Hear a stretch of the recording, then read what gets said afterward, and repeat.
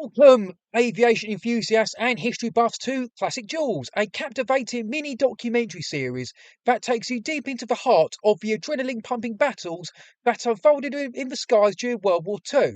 In this episode, we're in the Pacific Theatre and we're going to talk about the lesser known duels of the British Supermarine Seafire versus the Japanese Mitsubishi A6M Zero.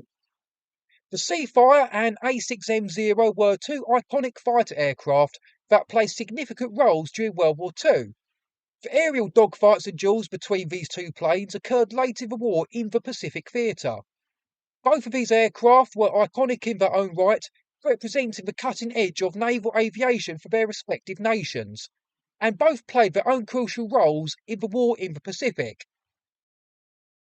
The Supermarine Seafire was a navalised version of the famous Supermarine Spitfire, which initially served as a land-based fighter for the Royal Air Force.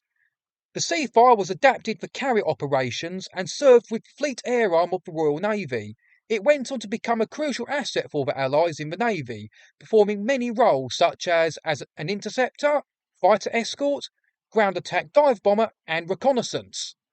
The Mitsubishi A6M Zero, also known as the Zeke by the Allies, was a Japanese fighter aircraft that gained notoriety for its exceptional agility and range.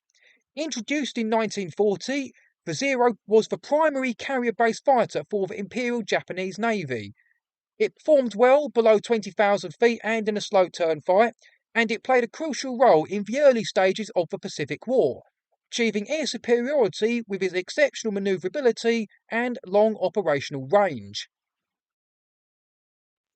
Trials in America between an earlier Seafire and a captured Zero showed that while the Zero could turn tighter and was fast above 17,000 feet, the Seafire was better than the Zero in all the other areas. The Seafire was best at lower altitude and could make use of its superior rate of climb and speed to obtain a height advantage before attacking, and if jumped, the Seafire could evade by outdiving the Zero and using its superior rate of roll. While the Seafire may not have been the best carrier aircraft, its performance as a combat aircraft, however, simply can't be faulted, and in the Pacific, the Seafire would battle a new kind of enemy, the Japanese kamikazes. Due to the Seafire's performance at medium and low altitudes, the Seafire was well equipped as a last-ditch interceptor against the kamikazes, most of which were A6M Zeros.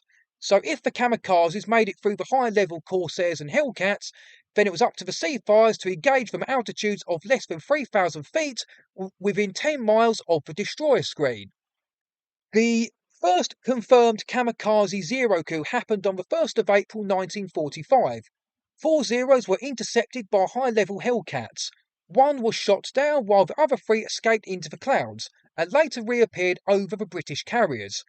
One of the Zeros strafed a Royal Navy battleship, and it was when pulling out of its dive that Seafire pilot Sub-Lieutenant Richard H. Reynolds intercepted the Zero and scored cannon strikes on the Zero's port wing, and Reynolds watched as the Zero rolled over and dived into a Royal Navy carrier.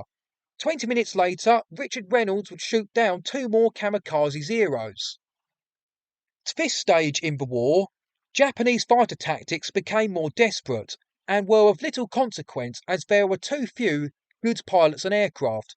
The legendary Zero at this point wasn't as an effective fighter aircraft as it used to be, usually being unable to compete with the later Allied fighters like the Hellcat, Corsair and Mustang, etc., unless it had a good enough pilot. The kamikaze tactics involve strapping a bomb to a war-weary Zero and asking volunteers to crash themselves into Allied ships. Later Zero fighters would provide escort and navigation for the kamikaze aircraft, and were also there to confirm results. At 20 miles away from the target, the more experienced pilots would pull up and expose themselves to Allied ships' radars, and this would hopefully divert the Corsairs and Hellcats away from the low-flying kamikaze aircraft. One of the last encounters between the Seafire and Zero occurred on the 15th of August 1945. Seafires were escorting Grumman Avenger bombers flying to Tokyo Bay, and as they were crossing Tokyo Bay, a pair of Zeros were spotted well below the Avengers. However, the Seafires didn't engage them Zeros as that was a known decoy tactic, but a few minutes later, more A6M50s came flying down from a higher up position towards the Avengers and close escorting Seafires. Despite sufficient warning, one unlucky pilot who had radio transmission failure and couldn't jettison his drop tanks got shot down in the first pass. The unlucky Seafire pilot was Sub-Lieutenant Freddie Hockley, who became the last Royal Navy casualty of the war.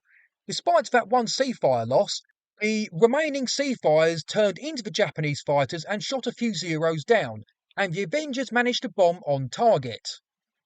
By the time the Seafires entered the Pacific theatre, there had been a shift in the balance of power in the skies, which contributed to the eventual Allied victory in the region, and the aerial duels between the Supermarine Seafire and the Mitsubishi A6M Zero in the Pacific theatre were emblematic of the challenges and innovations in naval aviation during World War II.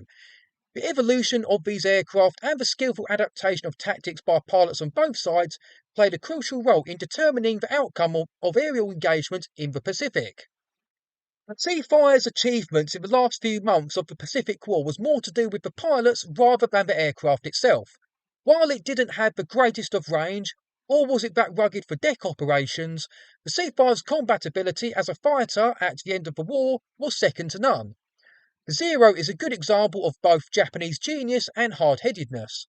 The Japanese's inability to produce more better versions of the Zero or introduce a replacement in time meant that the lesser and lesser experienced Japanese pilots had to fly an outdated aircraft right until the end of the war.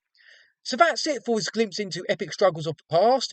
If you haven't already, make sure to subscribe to this channel and hit that notification bell so you can stay up to date with more riveting tales of aviation history, etc. Check out the two videos at the end, or my CD reviews, or even the playlist I've created. Cheers.